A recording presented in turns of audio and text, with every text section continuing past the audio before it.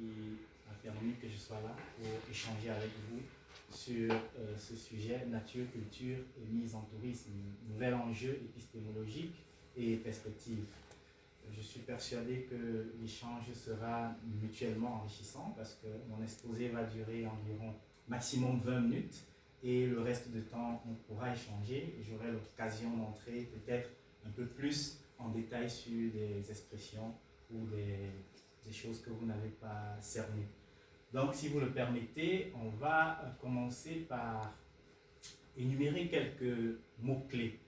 Et donc, comme premier mot-clé que j'ai identifié, c'est ressources touristiques. Et on va comprendre pourquoi par la suite. On a aussi mise en tourisme, évidemment, mise en tourisme, ça va de soi. Biodiversité, forêt sacrée, je pourrais entrer un peu plus en détail au cours de nos échanges. Et bien sûr, épistémologie. Voilà les quelques mots-clés parmi la multitude qu'on peut identifier que j'ai proposés. Alors, dans un premier temps, il y a des éléments de contexte qui amènent à cette communication aujourd'hui. Le plus important, c'est la conférence mondiale de l'ONU sur la biodiversité qui s'est tenue ici à Montréal du 7 au 19. Et au cours de cette conférence, il y a eu des événements parallèles comme le sommet Nature et Culture tenu les 11 et 12, toujours au Palais des Congrès. Ensuite, il y a eu le Forum Affaires et Biodiversité 12 et 13 au Palais de Congrès, autre événement parallèle, sans oublier le 7e sommet mondial de la biodiversité des gouvernements infranationaux et des villes, les 11 et 12. Alors, ces événements ajoutés aux attentes et espoirs portés sur la COP 15 sont les éléments majeurs de contexte qui nous réunit ici aujourd'hui. Mais qu'est-ce qui me décide à proposer cette communication et peut-être ultérieurement un article à ce sujet? C'est premièrement la prise de conscience des changements idéologiques à l'échelle globale, donc vraiment planétaire. D'ailleurs, à la COP 15, il y avait plus de 17 000 délégués venant de plus de 195 pays à travers le monde. Et il faut comprendre que c'est organisé par les Nations Unies, donc on comprend l'importance. Et donc, à cette COP15, je prends conscience des changements au niveau global. Ensuite, le rôle clé attribué au tourisme dans la concrétisation des attentes. Si vous avez suivi l'actualité, il y a un certain nombre d'attentes qui ont été énumérées à l'issue de la COP15 et tout porte à croire qu'effectivement, on s'achemine vers la réduction à 30% réduire 50% du gaspillage alimentaire d'ici 2030, restaurer les espaces naturels, maritimes et terrestres qui ont été détruits. Bref, il y a un certain nombre d'attentes et le tourisme semble avoir un rôle clé à jouer. La séance de travail avec le professeur Kadri en vue de poser les jalons d'une réflexion conceptuelle. Ok, si le tourisme est interpellé, comment est-ce qu'on y va? Donc tout ça sont vraiment les éléments déclencheurs de cette communication, comme je l'ai dit, et j'espère ultérieurement d'un article. Donc, quelques éléments de problématique peuvent être soulignés.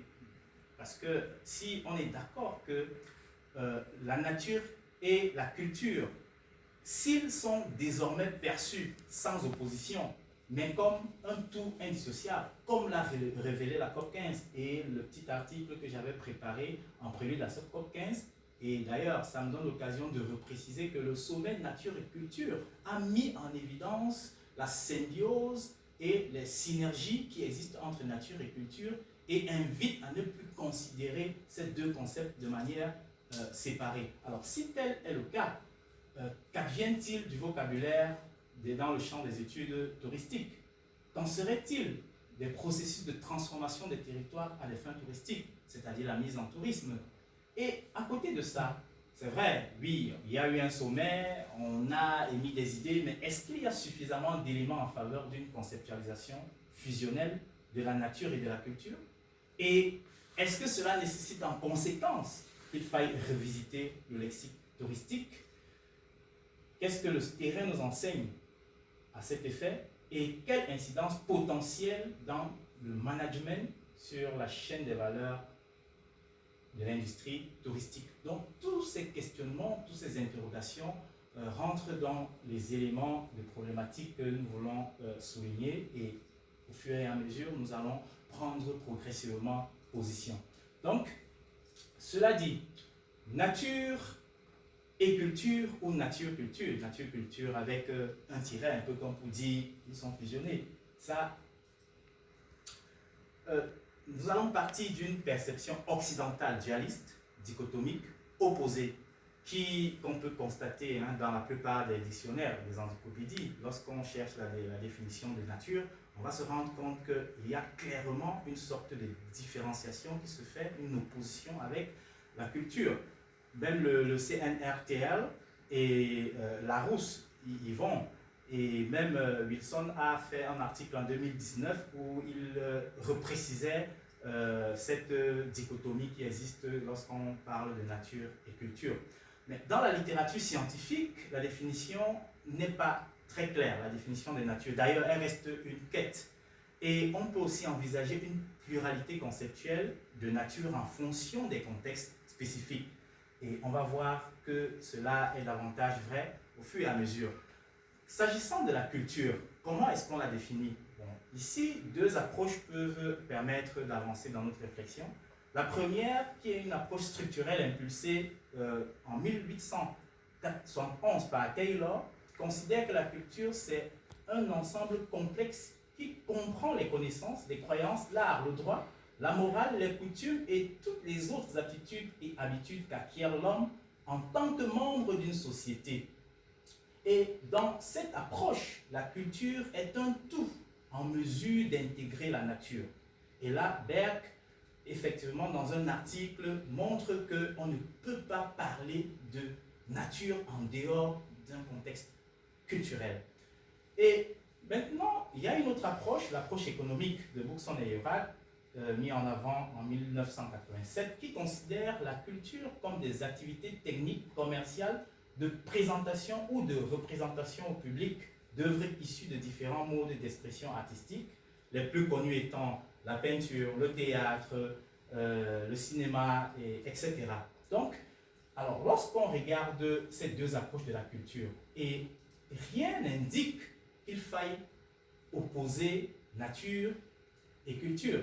Donc, il ne semble pas clairement établi qu'il y ait d'opposer nature et culture tel que cela est enseigné depuis et de manière classique et perpétué en Occident. Et donc, on se dit qu'on s'achemine vers une nature et culture fusionnelle, symbiotique et synergique.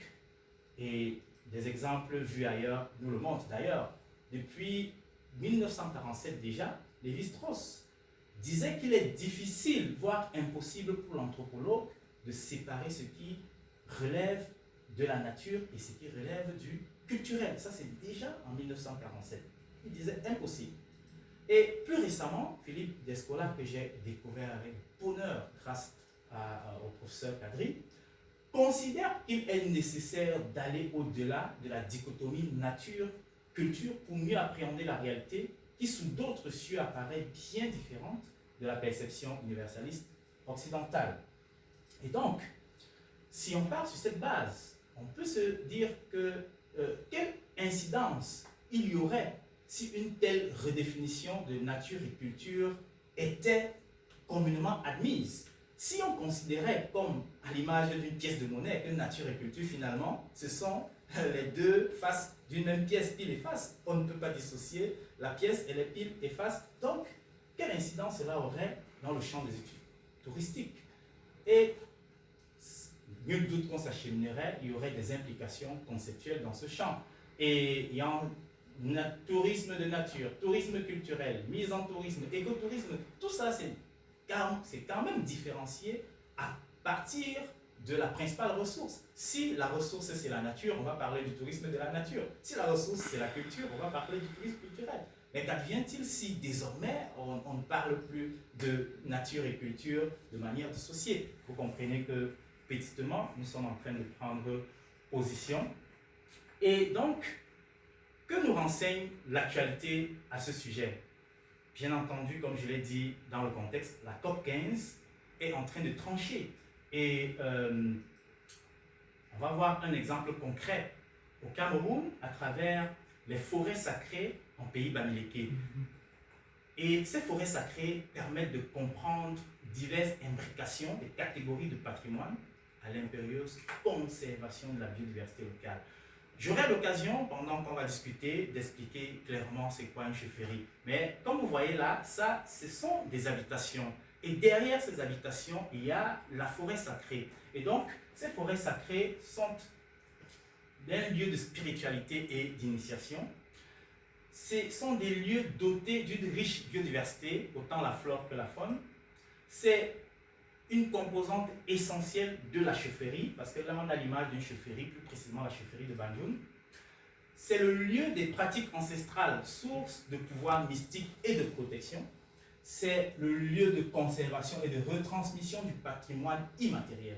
Alors, pour résumer, pour que les traditions ne meurent pas en pays bamileke, il est impérieux de préserver la nature et la biodiversité des forêts sacrées. Donc, forêts sacrées et culture, là, c'est vraiment indissociable. On aura l'occasion d'en savoir davantage au cours de nos discussions. Donc, ça, c'est un exemple concret venu du Cameroun. Alors, la COP 15 a révélé le regenerative tourism, c'est-à-dire tourisme régénérateur. Il est désormais important de concevoir le voyage en harmonie avec la nature et la biodiversité, sous-entendu par la vision de Nature Positive Travel and Tourism. Alors, on va comprendre dans la suite. Les voyageurs et le tourisme sont intrinsèquement liés à la biodiversité et la nature. Ça, c'est les propos de Julia Simpson, qui est CEO de World Travel and Tourism Council. Une grande partie du secteur du voyage et du tourisme repose sur la beauté et la nature des ressources qu'il fournit, et puisqu'il est nécessaire de considérer les communautés locales dans les riches cultures, dont les riches cultures, autant pour moi, sont enracinées dans la nature, les riches cultures enracinées dans la nature, de beaux paysages, des stations balnéaires, des chaînes de montagnes majestueuses et l'exquise diversité de la faune. Ce sont des propos d'Elisabeth Malmoura, qui est la secrétaire exécutive du secrétariat pour la Convention de la biodiversité. Et donc, le docteur Hawking de l'Université George Washington pense que les destinations touristiques doivent passer d'un état d'esprit de ne pas nuire à une nouvelle concentration et engagement à faire le bien. Ne pas nuire, ok, on va dépasser, désormais on est dans l'action, on doit faire du bien. Qu'est-ce que cela veut dire concrètement? Alors, concrètement, il estime que, et je vais lire en anglais ses propos exacts au cours de son discours à la COP 15. Je vais me débrouiller en anglais. Regenerative tourism is when visitors travel with a commitment to leave destination better than it was before they arrived. It is a mindset shift within the tourism industry grounded in ingenious and value of indigenous people and local community. En fait, ce qu'il veut dire en français, c'est que le tourisme régénérateur doit faire en sorte que le visiteur laisse le lieu mieux qu'il ne l'a trouvé à son arrivée. Et que cela doit se faire. Cela est fondé par la sagesse des autochtones et les valeurs des peuples de la localité. Donc on ne peut plus dissocier ce qu'on voit de manière naturelle et les valeurs des peuples qui sont autour. Il donne des exemples concrets de regenerative tourism qui se passe au Bangladesh, aux Maldives, et à l'île d'Ontario. Et il conclut en disant we need act of restoration not only for polluted waters and degraded lands, but also for our relationship to the world. Et à mon humble avis, le tourisme est bien placé pour restaurer ce rapport à notre monde. Donc, ceci étant, faut-il revisiter le lexique du tourisme et envisager de nouveaux savoir-faire? Ça, c'est une question qui se pose, mais personnellement, je pense qu'il y a des implications conceptuelles, voire épistémologiques autour de la mise en tourisme. Premièrement, pourquoi? Parce que nature et culture figurent parmi les ressources touristiques. Leur perception opposée laisse de plus en plus place à une logique symbiotique, voire fusionnelle. La dynamique de terrain soutenue entre autres par les enseignements de la COP15 milite pour une révision des concepts académiques. La théorie doit s'informer du terrain et s'ajuster pour continuer d'éclairer le terrain.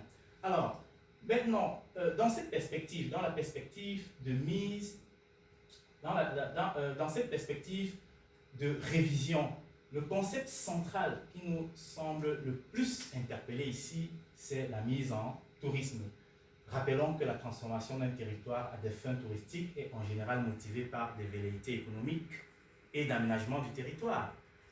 Et que le caractère dynamique de l'économie, du rapport de l'homme à l'espace, ainsi que les bouleversements sociétaux ont donc une influence sur la mise en tourisme. Donc c'est un concept qui ne saurait être statique. Donc une nouvelle déconstruction, reconstruction se justifierait. Mais cette fois-ci, pour que on ait une définition de mise en tourisme capable d'intégrer tous les changements et toutes les transformations qui peuvent être prévisibles et même ceux qui ne sont pas prévisibles.